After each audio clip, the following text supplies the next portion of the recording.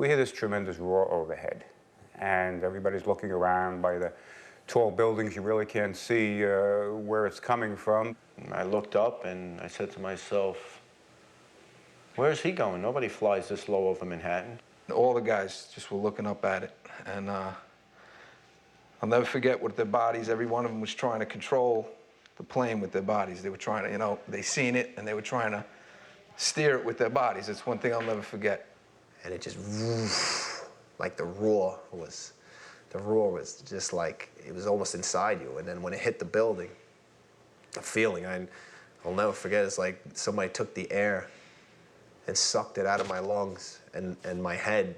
And it just, I became so lightheaded, my knees buckled, and it felt like a dream as I seen the plane crumble into the building, just disintegrate.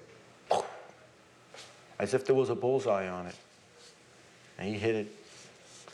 We immediately jumped on our rigs and responded to the Trade Center. When I got off the rig and I looked up, I already knew that we had 2 or 3 floors burning.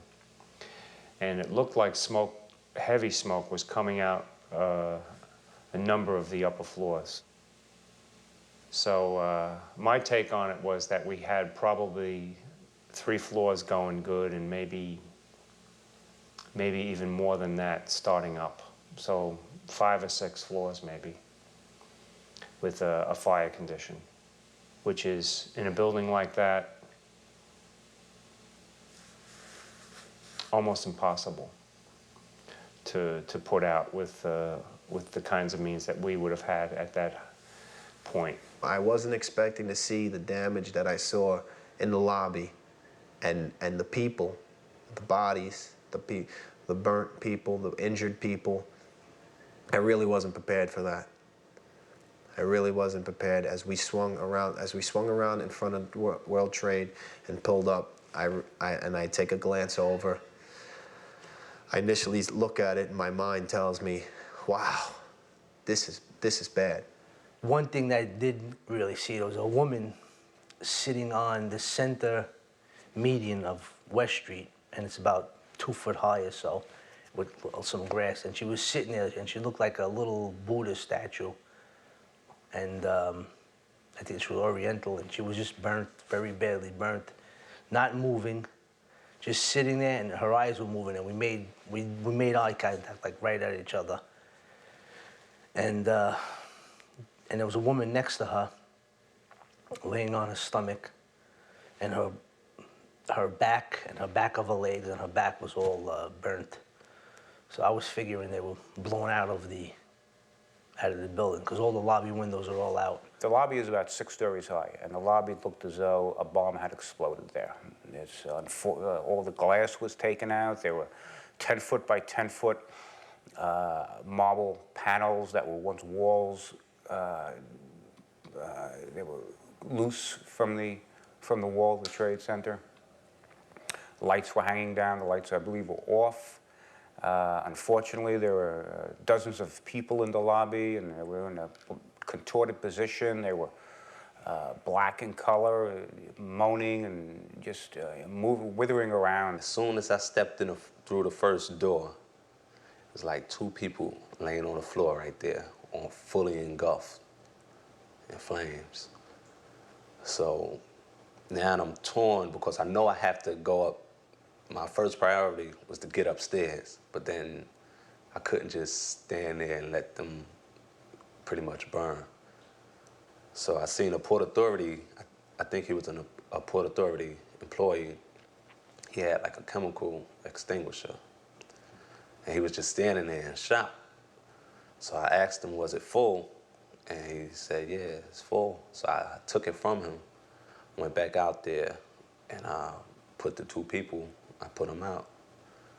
Then I dropped the extinguisher right there and grabbed my roll up and went back into the building.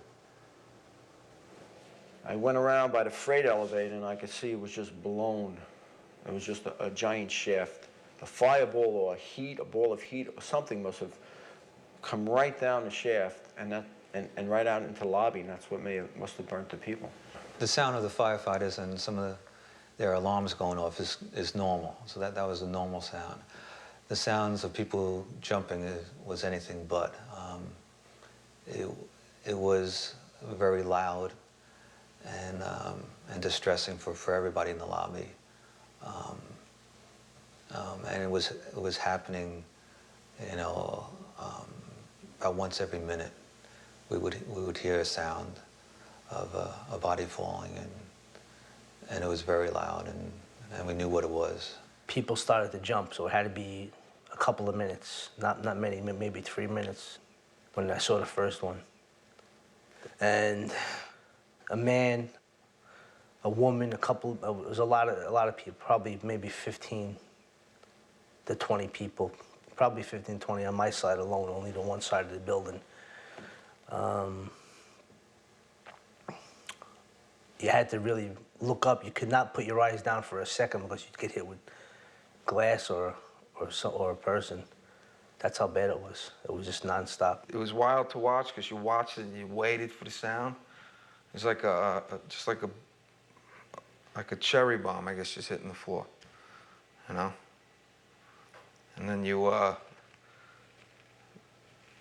really couldn't tell, you know, I mean, you tell it was obviously a body, but you couldn't tell if it was, you know, a guy or a girl, or, you know, basically just seeing intestines on the floor. You know? That I'll never forget. It was almost a comfort for me to think that, all right, maybe they're from the plane, maybe they were sucked out, maybe they were dead and they're just falling. But there was one guy I saw, he was on the north side of the North Tower coming down, and as he was falling back first, and he was flapping his arms on the way down like this, and I was like, I was like, oh my God, these people are just jumping. You know, they're not dead, they're not getting sucked out, they're jumping. And that's when I felt helpless. The people jumping, some of them were just falling and not moving, and others were moving their arms and legs. I could imagine the fear in these people to make them do that. It had to be unbelievable up there, above the fire. They were jumping from above the impact, not, I don't think I saw anybody below. It was all above, so I imagine how hot it was up there. We had a difficult job, and our main concern, or my main concern, was that we had, 20 floors of people above, and we had to figure out a way to get them out. And we went into a rescue mode. The only problem was that the elevators were out of service, and we had to use the stairs. We knew we had to go at least 60 floors, at least, if not more. We didn't know, we had no way of knowing where it hit, what floor. We had no way of knowing if the jet fuel was dripping down onto the lower floors, causing fires. We just started our way up. I think the highest floor that I had heard was about a survivor from the 80th floor coming down. So we know that that was intact. There were some casualties. There were several people with their hair singed, skin hanging off. But nobody was panicky. It made the evacuation a lot easier.